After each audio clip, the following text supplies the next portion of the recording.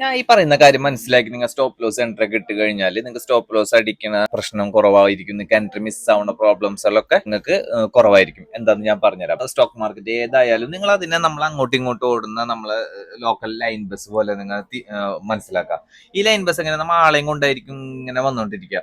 നമ്മ ബസ് സ്റ്റോപ്പിൽ ബസ് കയറാൻ നിൽക്കുന്നു. അപ്പൊ അത് നമ്മളെ സ്റ്റോപ്പ് ലോസ് ആണെന്ന് വിചാരിക്കുക. ബസ് കയറുന്ന ഡോർ നമ്മൾ നിൽക്കുന്നിടത്ത് കറക്റ്റ് വന്ന് നിൽക്കണം എന്നൊരു നിർബന്ധമില്ല. റോഡിന്റെ കണ്ടീഷനും ട്രാഫിക്കിന്റെ കണ്ടീഷനൊക്കെ അനുസരിച്ച് കുറച്ച് അങ്ങോട്ടും ഇങ്ങോട്ടും മാറിയിട്ടായിരിക്കും ബസ് വന്ന് നിൽക്കുക. അപ്പൊ നമ്മൾ കുറച്ച് അങ്ങോട്ടും ഇങ്ങോട്ടും നീങ്ങിട്ട് മൂവ് ചെയ്തിട്ടുമായിരിക്കണം നമുക്ക് കയറണം. അപ്പൊ അതുപോലെ തന്നെയാണ് നമ്മൾ സ്റ്റോപ്പ് ലോസ്. നമ്മൾ സ്റ്റോപ്പ് ലോസ് ഇടുമ്പോൾ കറക്റ്റ് നമ്മളെ ഇന്ന പ്രൈസിൽ വന്നിട്ട് സ്റ്റോപ്പ് ലോസ് ഹിറ്റ് ആവണം ഒരു നിർബന്ധമില്ല. കുറച്ച് അങ്ങോട്ടും ഇങ്ങോട്ടും മാറാൻ സാധ്യത. അതുകൊണ്ടാണ് നിങ്ങൾ ഒരു ചെറിയ പോയിന്റ് ബഫർ പോയിന്റും കൂടി കാണണം എന്ന് സ്റ്റോപ്പ് ലോസ് ഇടുമ്പോൾ എന്ന് പറയുന്നത്.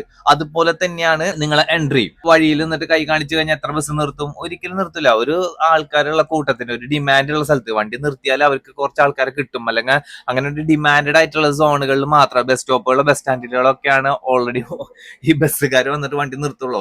വഴിയിൽ കൈ കാണിച്ചു കഴിഞ്ഞാൽ അധികം ബസ് മിസ്സാവാണ് ചെയ്യുക. അതുപോലെ തന്നെയാണ് നമ്മൾ സ്റ്റോപ്പ് ലോസ് നമ്മൾ വഴി കൊണ്ടിട്ട് കഴിഞ്ഞാൽ സ്റ്റോപ്പ് ലോസ് അടിച്ചോണ്ട് നമ്മൾ അവിടെ നിൽക്കില്ല, സ്റ്റോപ്പ് ലോസ് അടിച്ചോണ്ട് പോരും. അപ്പൊ അതുകൊണ്ട് നമ്മൾ എന്താ പറയുന്നത്, ആദ്യം സ്റ്റോപ്പ് ലോസ് കണക്കാക്കുക. ആദ്യം നമ്മൾ ബസ് സ്റ്റോപ്പ് ഏതാണെന്ന് മനസ്സിലാക്കുക. വണ്ടി നിർത്തുന്ന ഏരിയ, അവിടെ നിന്ന് വണ്ടി തിരിക്കാനോ വളച്ചു പോകാനോ സാധ്യത ഉള്ളതുകൊണ്ട് ആ ഏരിയയുടെ അവിടെ സ്റ്റോപ്പ് ലോസ് ഇടുക. എൻട്രി അതുപോലത്തെ ഏരിയയിൽ കയറാം. അങ്ങനെ നിങ്ങളൊന്ന് ട്രേഡിന്റെ എൻട്രീസ് ഒക്കെ ഒന്ന് പ്ലാൻ ചെയ്ത് നോക്കുക. അതനുസരിച്ചിട്ട് നിങ്ങൾ മുന്നോട്ട് പോയി കഴിഞ്ഞാൽ നിങ്ങൾ സ്ട്രാറ്റജീസ് 100% വർക്കിംഗ് ആയി തോന്നും. അല്ലെങ്കിൽ നിങ്ങൾ സ്ട്രാറ്റജീസ് വർക്ക് ആവണില്ല, നിങ്ങൾ സ്ട്രാറ്റജീസ് ബസ് സ്റ്റോപ്പ് ഇങ്ങനെ മാറുന്ന പോലെ സ്ട്രാറ്റജീസ് ഇങ്ങനെ മാറ്റിക്കൊണ്ടേയിരിക്കും. ഈ ഒരു മെത്തേഡ് അനുസരിച്ച് ഒന്ന് സെറ്റ് ആക്കി കഴിഞ്ഞാൽ നിങ്ങൾക്ക് ഈസിലി ഇതിൽ കുറച്ചും കൂടി ഒരു വിന്നിംഗ് റേഷ്യോ കൂട്ടാൻ പറ്റും. ഓക്കെ.